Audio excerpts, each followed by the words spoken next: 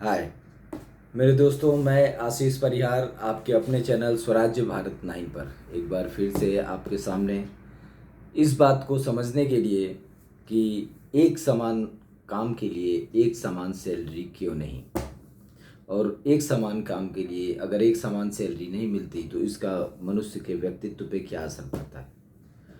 दोस्तों, अगर आजकल हम अपने देश को देखें, अपने देश के अंदर ही देखें, चाहे वो गवर्नमेंट सेक्टर में देखें चाहे वो प्राइवेट सेक्टर में देखें, तो जिस कंडीशन से स्थितियों में बदलाव आया है, जिस तरीके से स्थितियां बदली हैं, जिस तरीके से सरकारों की सोच बदली है, जिस तरीके से सरकारों ने इंडस्ट्रियलिस्टों को एक तरीके से आश्रय दिया, आश्रय के साथ खुली छूट दी कि वो मैन पावर के साथ कुछ भी कर सकें।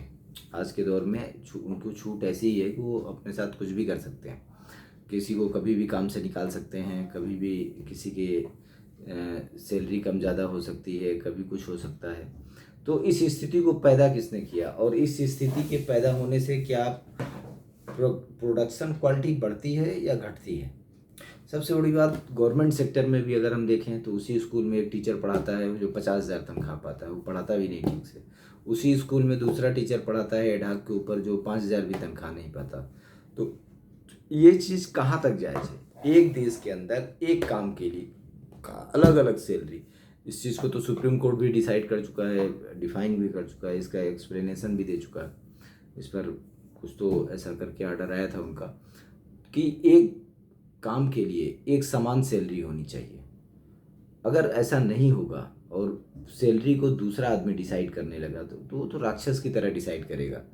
किसी भी कंट्री में हो, अगर सामने वाले को ये बोल दिया जाए कि भाई तुम अपने हिसाब से डिसाइड करो, जितना चाहोगे उतना करोगे, तो फिर देश के कानून का मतलब क्या रह गया, देश में संविधान का मतलब क्या रह गया, समानता का मतलब क्या रह गया। उस समानता को किस तरीके से गवर्नमेंट डिफाइन करेगी।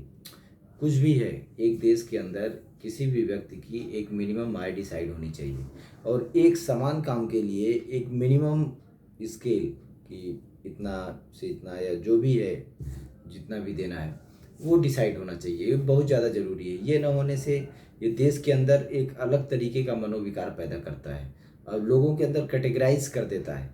सबसे बड़ी चीज़ है कि लोग कैटेगराइज हो जाते हैं, और जो ऊपर वाला है उसके अंदर टैलेंट हो ना हो, नीचे वाला कितना भी काम कर रहा है दूसरा आदमी उसको हे दृष्टि से देखता है। इससे प्रोडक्शन में भी फ़र्क आता है, इससे देश की मनोवृत्ति में भी फ़र्क आता है, और आपसी वैमनस्यता भी बढ़ता है।